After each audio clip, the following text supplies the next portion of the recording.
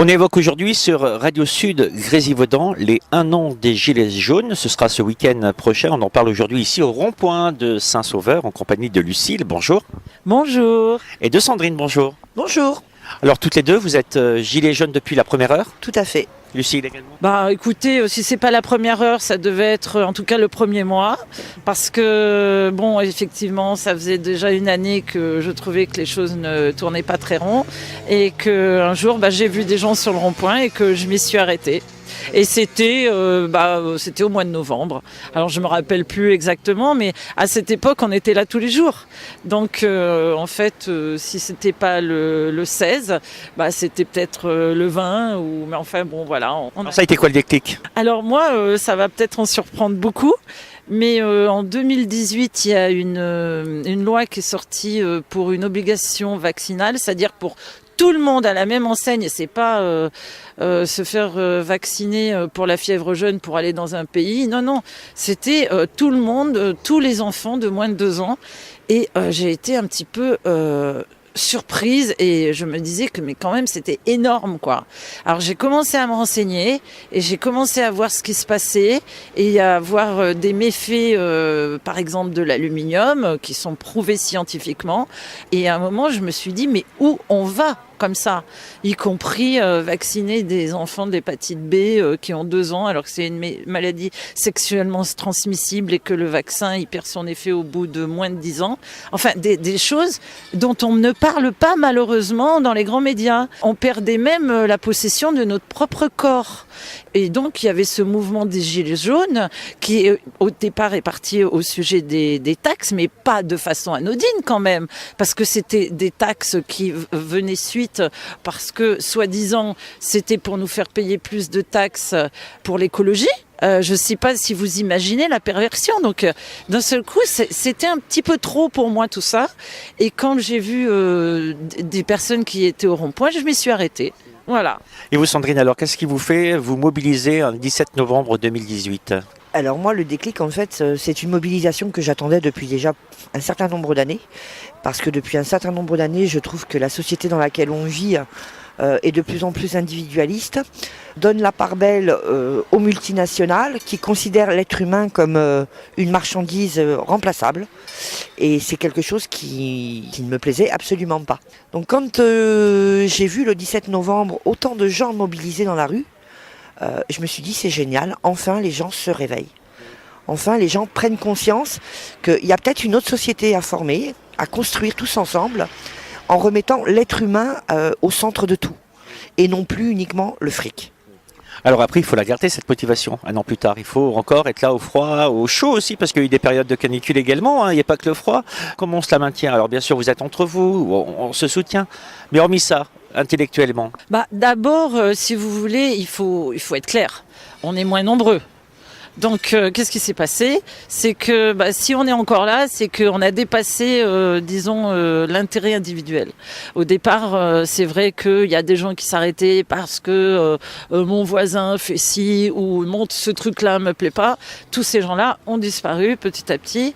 Mais finalement, les gens qui sont restés, c'est qu'ils avaient une vision, je pense, moins individualiste. Et on a envie de faire avancer les choses. Et aussi, il faut savoir qu'il y a aussi beaucoup de gens qui sont plus là aussi parce qu'ils avaient une vision un peu extrême, vous voyez, c'est-à-dire qu'ils pensaient qu'ils avaient la réponse, alors que nous on n'est pas du tout dans cette configuration-là. Nous on veut mettre la discussion entre nous, enfin des référendums populaires, des assemblées citoyennes. Nous on veut vraiment redonner la parole aux citoyens. Donc on a dû avoir beaucoup d'intelligence parce que si vous voulez, les gens qui sont là, effectivement, ils ont dû passer par différents stades où on a aussi eu des transformations individuelles parce que on peut pas non plus être la même personne maintenant et il y a 1 an. On a été transformés et de toute façon, ça va dans un sens d'une plus grande générosité. Comment vous avez vécu, vous, on peut le dire, hein, les médias qui, à un moment donné, vous ont qualifié d'extrémistes, d'antisémites.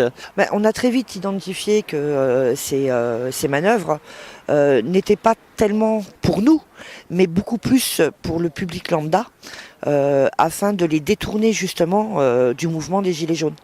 C'est principalement, ils ont utilisé toutes ces armes-là, de sorte à ce que les gens rentrent chez eux et ne soutiennent plus le mouvement. Aujourd'hui, il est vrai qu'on est beaucoup moins nombreux, on est toujours tout aussi motivés, et malgré ce qu'on peut en dire, le soutien de la population reste quand même très fort. Moins visible. Moins visible, mais reste fort pour un mouvement qui a déjà 1 an et qui a été tellement décrié dans les médias, quoi.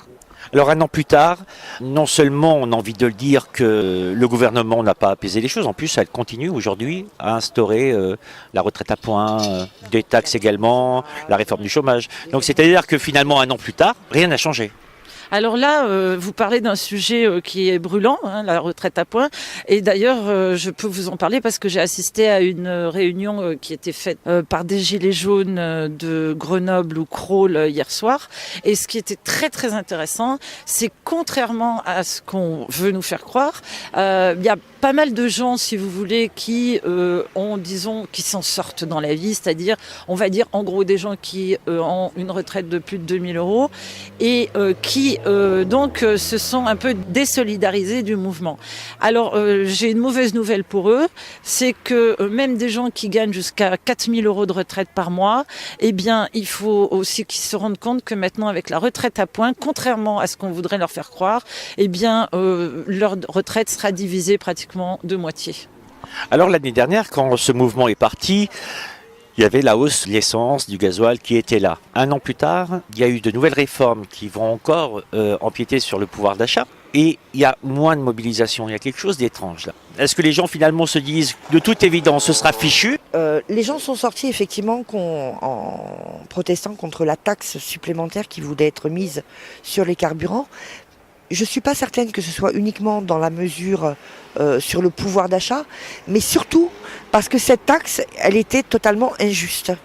Parce qu'on voulait nous taxer, soi-disant, pour l'écologie, et en même temps, on apprenait qu'en fait, les 3/4 de cette taxe collectée iraient à divers budgets et non pas à l'écologie. Donc c'était vraiment nous prendre pour des imbéciles. Je pense que c'est ça aussi qui a énormément énervé les gens et qui a fait en sorte que les gens sortent dans la rue. Cette taxe, effectivement, a été abandonnée. Je ne suis pas absolument certaine qu'elle ne reviendra pas sous une autre forme. Pourquoi les gens ne sont pas plus mobilisés au jour d'aujourd'hui ? Il y a tout ce que les médias ont fait, il y a eu la répression policière, qui n'a quand même pas été anodine. Et puis la lassitude, c'est très long, 1 an. Tous les jours, tous les week-ends, c'est très très long dans toutes les conditions possibles. Et c'est vrai que on peut comprendre que les gens soient démobilisés.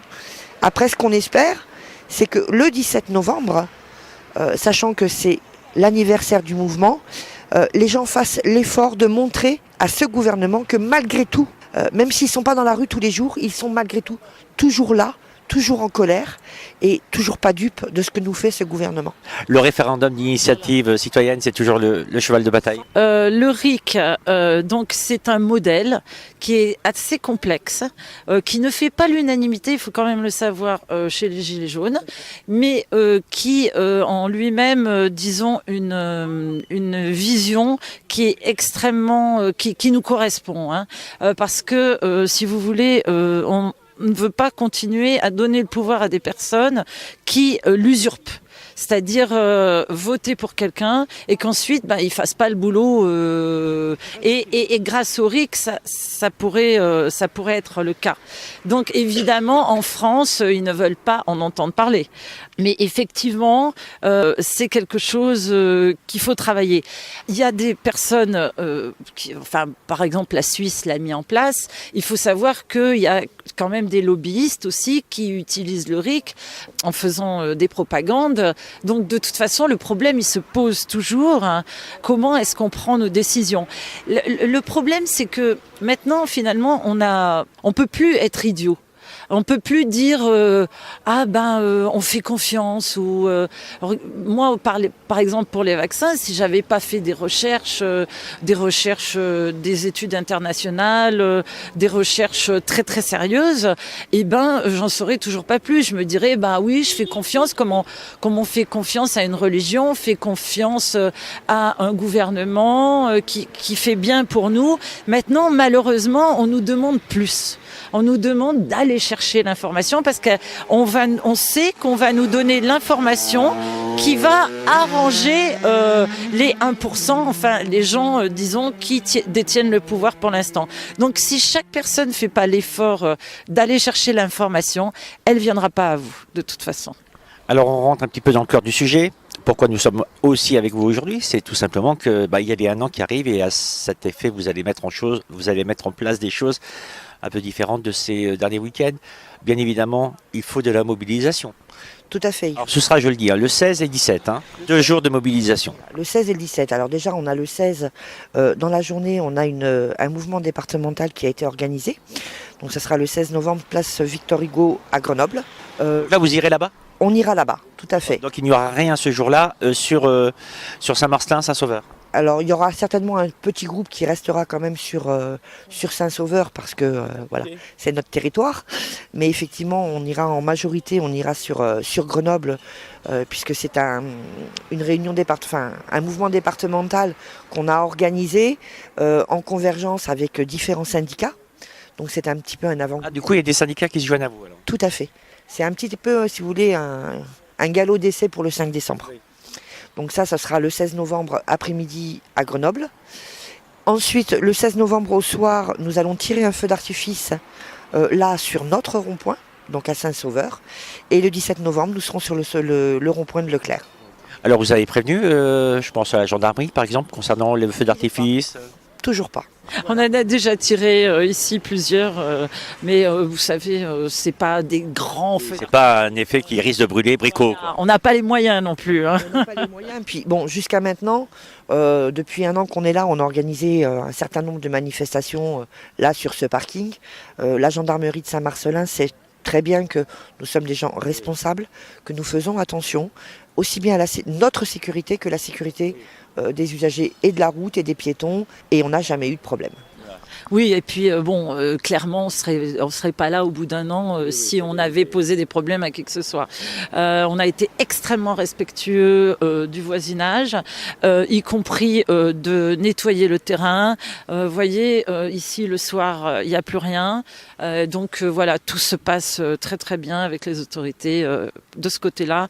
Au moins, on n'a pas de soucis. En plus, on a été quand même soutenu par le maire de Saint-Marcelin puisqu'on a pu avoir une salle pour nos réunions. D'ailleurs, pour ceux que ça intéresse, je rappelle, c'est tous les mercredis à 18h à la salle de l'espace Saint-Laurent. Le mot de la fin pour motiver les troupes? Tous debout, tous unis. On lâche rien. Radio Sud Résidence sera avec vous ce jour-là et on essaiera de diffuser des vidéos en direct sur notre chaîne. Merci beaucoup, à bientôt.